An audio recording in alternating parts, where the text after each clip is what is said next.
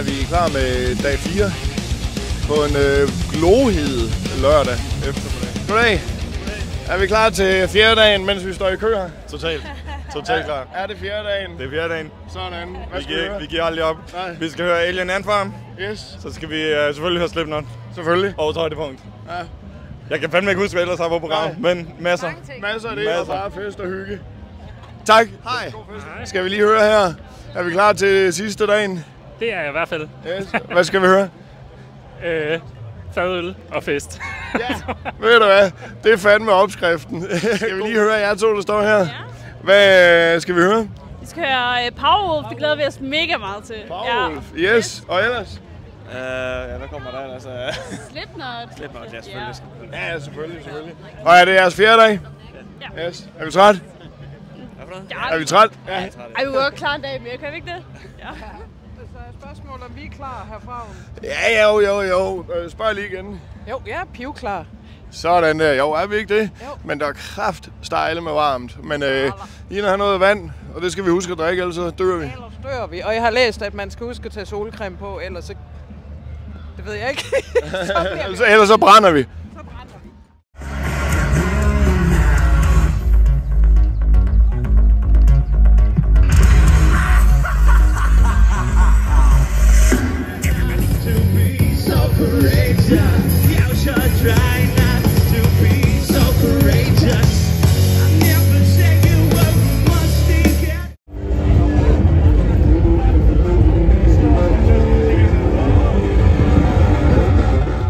Røde Kors i helvede.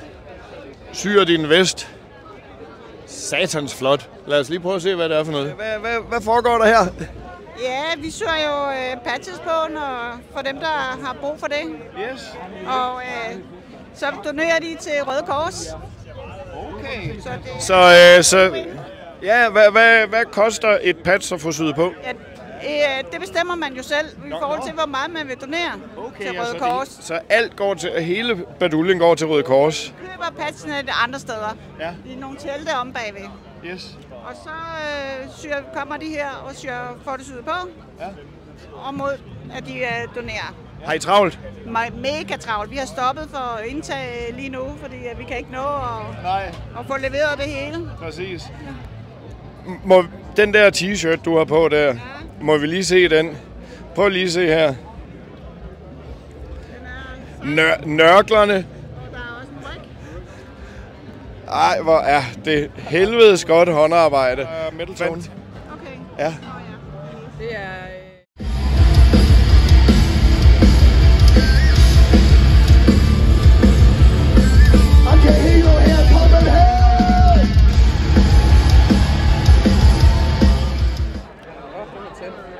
Hvad? Banh mi med kylling. Banh mi med kylling. Vi har købt den derovre fra. Der. Pomfrer, og så sådan banh mi her med lækker kyllingekød og snask. Hvad? Og meget brød. Er det godt? Ja, altså kød smager godt, men der er meget brød. Jeg har fået en med beef. Altså, der er god smag. Ja. Jeg tror dog ikke, jeg kan æde alt det der. Den er stor, som man siger. Er vi på? Jeg ved ikke, hvad spørgsmålet er. Nej, det finder vi ud af. Sammen med et par medlemmer her fra Therapy. Jamen, jeg hedder Christoffer, og jeg spiller trommer i Therapy. Jeg hedder Jonas, jeg spiller bas og vokal. Og hvilken sang ville I ønske, I selv havde skrevet? Hvad har jeres største udfordring som band indtil videre? Hvad har været jeres største udfordring som band indtil videre?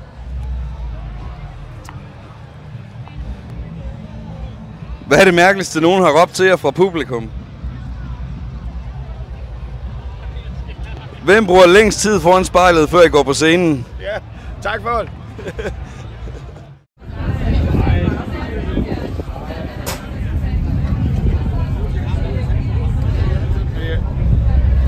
Det er en White Russian med homemade kaffelikør. Ja, det smager faktisk godt. Hej.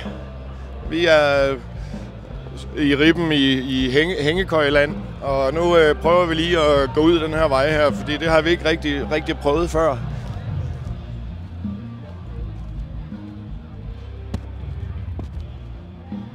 Nå, hold kæft, det er ikke en udgang.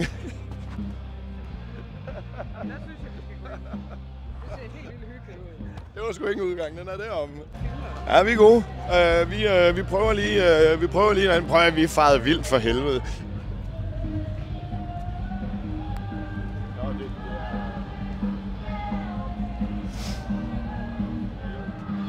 Der er tarotlæsning her. Og der er også folk, der står i kø for at få lov til at få tarottet noget læsning. Hvad fanden det hedder?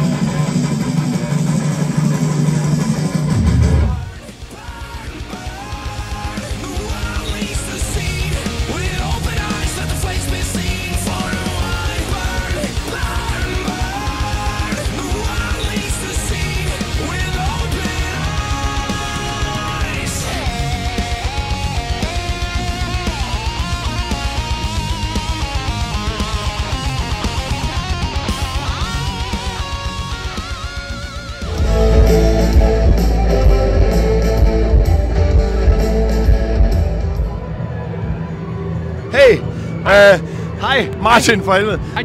Prøv her, nu skal I lige høre her. Alle de her anmeldelser, som der kommer op fra Metal Tone i løbet af de næste dage, det er jo Martin, den gode Martin fra Rancor, som heldigvis også arbejder for Metal Tone. Under stor protest. Under stor protest og strenge arbejdsvilkår. Ja, især det sidste. Man må ikke blinke. Nej, I bliver selvfølgelig nødt til at skal møde ham også, fordi... Prøv at der var sgu en, der tog et billede af os. Ja, sådan er det jo, når man er så flot, som vi er. Ja, prøv at vi er smukke. Og her har vi hende, som laver det rigtige arbejde. Ja, det er jo det, der laver alle de her videovlogs her. Virker jeg som en, der gerne vil være på nu? Ja, men I skal jo hilse på Martin, og alle jer, der har fulgt med i vores vlogs fra blandt andet Næstved. Ja. Har jo set Martin før. Der var også sidste år til Copenhagen, der var der ikke en blog, men der var et billede. Der var et billede, ja. Martin, du skal over og lave pull-ups. Jeg ville gerne, men fagforeningen de er meget strenge. Men jeg synes godt, at jeg vil holde mikrofonen, så kan du gøre det. Vi kan godt stemme for, om det jeg skulle gøre det. Jeg stemmer for. Nå ja, jeg stemmer for, at det gør det. Ja, hun er også den stærkeste her. Og hun kan ikke høre der er så noget pull-up halløj. Der går det over lige om lidt og laver de sygeste pull-ups. Og hun er ved at varme sine fingre op, kan jeg se. Nu har vi rendt rundt her i 4 dage og tænkt over, hvad er det, der foregår her? Jamen, det er en udfordring fra værktøjsbrandet Vera, som kommer og støtter op omkring Copenhagen, sponsorerer eventet og gerne vil lave noget sjov ved gaden.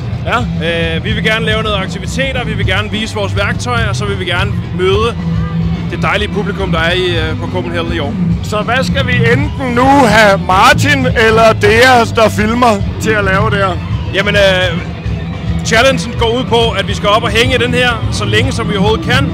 Den, der hænger længst i slutningen af dagen, får et Vera-sæt kvitterfrit. Et hvad? Et Vera-sæt. Vera-værktøjsæt kvitterfrit. Sådan. Så tror jeg, dig skal op og hænge, John. Du mangler mest et værktøjsæt. Jeg prøver at se, de her pin-up, de kan jo ikke gøre noget derovre. Men tusind tak for informationen. Vi prøver, at vi tør ikke at gøre det. Nej. Men fortsat god festival de sidste få timer. Vi regner med at være næste år, så der er I velkomne, hvis I har lyst til at træne i mellemtiden. Vi når at træne i mellemtiden. Tak skal du have. Tak for det.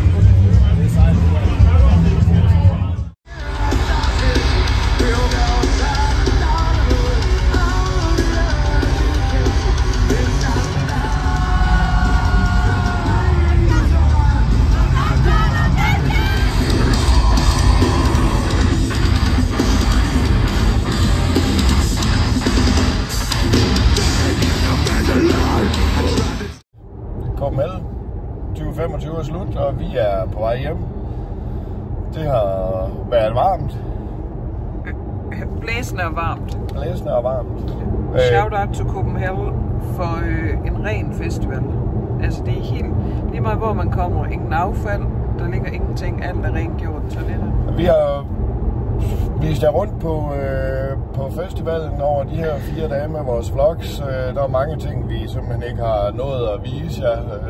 Sådan noget som Gehenna-området, når der ikke er koncert, hvordan ser det egentlig ud? Det har vi vist jer for i år. Ja, og vi nåede heller ikke i år desværre at komme ind i det her Comic-Con. Gud, det glemte vi. Ja. Når vi dækker det her, så har vi rygende travlt indimellem, fordi ham der, han tager jo også billeder, koncertbilleder, og vi har Martin med, som skriver, så ham render vi også rundt med. Vi kan ikke se det hele, og der er tit nogen, der skriver, vi ikke dække det musik, og hvorfor I ikke været der. Det kan vi simpelthen ikke nå. Men I må gerne skrive til os op til nogle festivaler, hvis der er noget, I synes, vi skal dække. Yes. Fordi vi går bare efter, hvad vi tænker kunne være interessant. Vi har noget at vise jer i år. Satser vi på, at det fanger vi til næste år, altså nogle af de forskellige områder på festivalen. Yes. Hvis vi får lov til at komme ind igen til næste år. Og så er vi på igen om 2,5 uge på Metal Magic. Så er der Metal Magic om 2,5 uge. Så det kan være, vi ses. Her på kanalen. Og så kan I jo skrive, hvis der er noget, I vil se dernede. Ses.